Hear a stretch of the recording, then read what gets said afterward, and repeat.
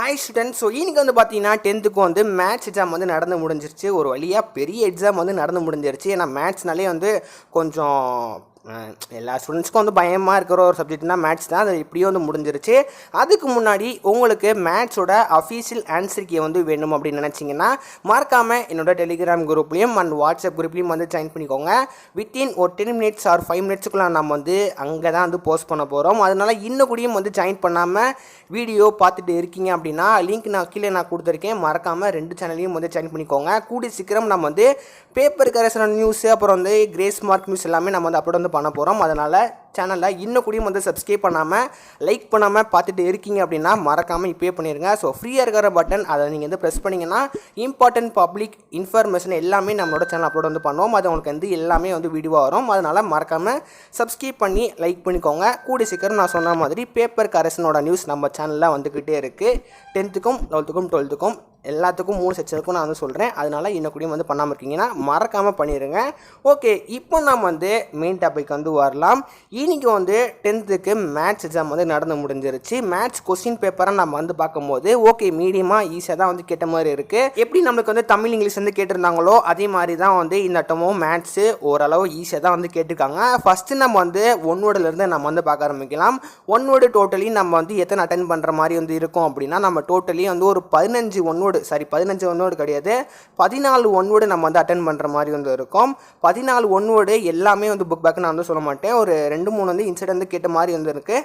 மற்றபடி நீங்கள் one word book back மட்டும் நீங்கள் வந்து படிச்சுட்டு போயிருந்தீங்க அப்படின்னா உங்களால் வந்து ஒன் வேர்டில் 14க்கு 12 11 மார்க் நீங்கள் வந்து கண்டிப்பாக அசால்ட்டாக நீங்கள் வந்து எடுத்துருக்கலாம். நீங்கள் புக் பேக்கும் ஒழுங்காக ஆரவட்டாக நீங்கள் வந்து படிச்சுட்டு போயிருந்தீங்க அப்படின்னா ஒன் வேர்டு வந்து பார்க்க கொஞ்சம் கஷ்டமாக இருந்திருக்கும்.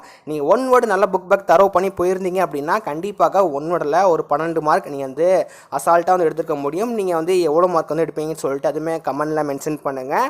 நான் சொன்ன மாதிரி ஒன் வேர்டு வந்து ஈஸியாக தான் வந்து கேட்டிருந்தாங்க. அப்புறம் நம்மளுக்கு வந்து 2 மார்க்கை பொறுத்த வரைக்கும் டோட்டலி வந்து ஒரு 10 கொஸ்டின்ஸை நம்ம வந்து அட்டன் பண்ணுற மாதிரி இருந்திருக்கும். அதில் கம்பல்சரி வந்து கொஞ்சம் ட்விஸ்ட் வச்ச மாதிரி தான் வந்து இருக்குது. நிறைய ஸ்டூடெண்ட்ஸ் வந்து நல்லா எழுதிருப்பீங்கன்னு சொல்லிட்டு எனக்கு தோணுது.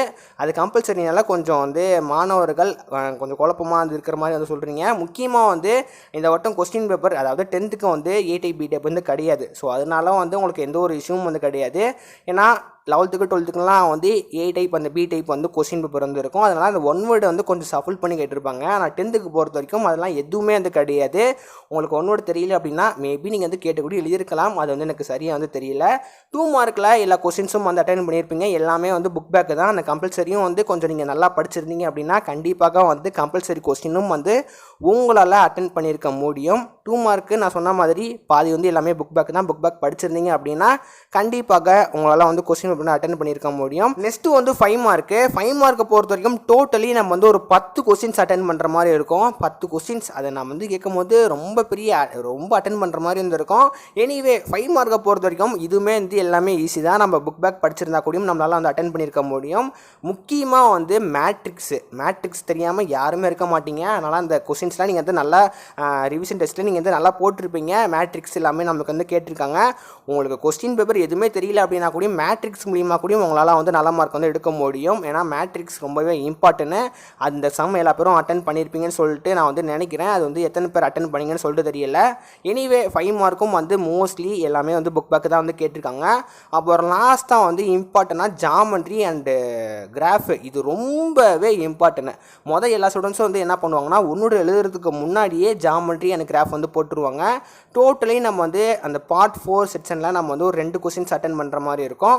ஒரு கொஸ்டின் வந்து 8 மார்க். நீங்கள் வந்து படிக்காமல் அதாவது பாஸ் மார்க் வந்து எடுக்கணும் அப்படின்னு நினச்சிங்கன்னா நீங்கள் கிராஃப் அண்ட் ஜாமெண்ட்ரி மூலியமாக உங்களால் நல்ல மார்க் வந்து ஸ்கோர் பண்ண முடியும். Geometry graph plus one word நீங்கள் வந்து இதை மட்டும் படித்தா கூடயும் வந்து உங்களால் இந்த டெஸ்ட்டில் வந்து நல்ல மார்க் வந்து எடுத்துக்க முடியும். நான் யாருக்கு சொல்கிறேன் அப்படின்னா பேசிக்காக பாஸ் ஆகிறவங்களுக்கு வந்து நான் சொல்கிறேன்.